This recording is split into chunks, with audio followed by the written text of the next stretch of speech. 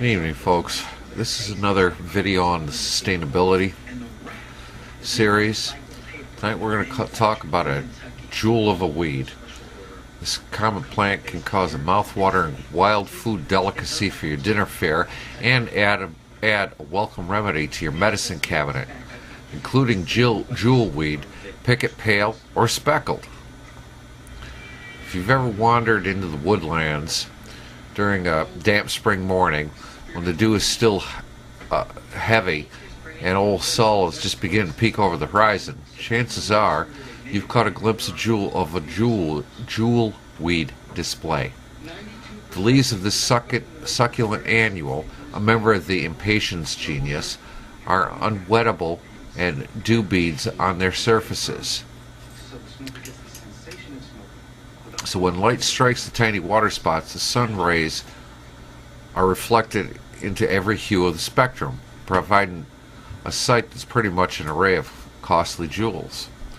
Later in the summer, if you happen to stroll through a patch of the wide-ranging herb, you may suddenly find yourself in the midst of what appears to be a miniature minefield, as the ripened, slipper-shaped seed pods of the jewelweed actually catapult their contents when they are disturbed. But that's about all most folks know about the slender succulent.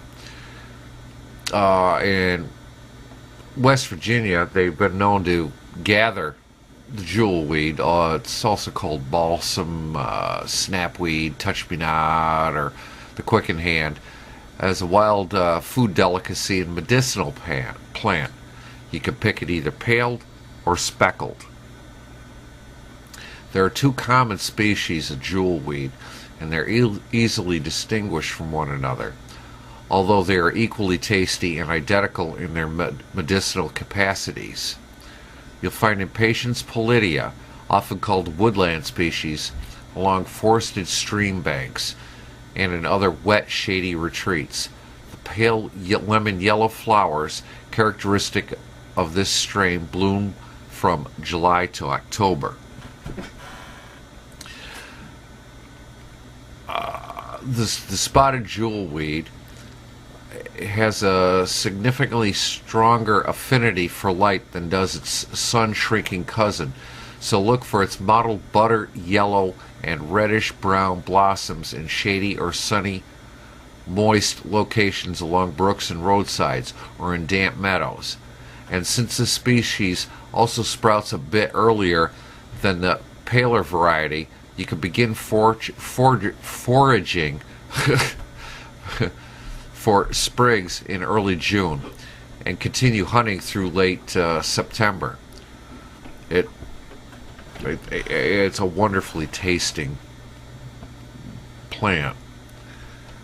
Once you spy the slender shoots poking up through the forest, I told you, I'm terrible at reading, through the forest debris or waving among the meadow grasses, you're likely to reap the first jewelweed harvest. The tender stems, which should be collected when they're only 4 to 6 inches high, can be prepared in a variety of ways. I like them pretty much boiled for about a total of 10 to 15 minutes in slightly salted water. Again, wonderful. You serve it up with a little butter, a dash of salt, pepper, maybe a little bit of vinegar. Here, I'm talking with my stomach again. But jewelweed seeds can be collected for table use, and the kernels in those explosive pods may be small, but don't let the fact discourage you. The capsule's contents are dead ringers in terms of taste for English walnuts. They're a whole lot less expensive than the damn things, too.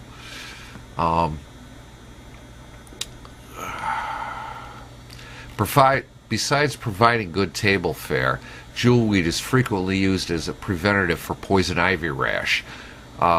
If you feel you've been exposed to the poison ivy oils, smear some of the juice from the crushed balsam stalks, the effective spots. It's sort of like aloe vera. It cuts itch. It helps burns. The whole 9 yards. Thank you, hon. It's good for a variety of things. I use aloe on my tattoos, my fresh tattoos, and sunburn. Yeah, thank you, hon. It just it's a wonderful weed. It's not only good eating, but it's good for you. Just something to think about, and another one of those plants that are out there. There'll be more plants coming along in the future. The old gray wolf. Have a great night.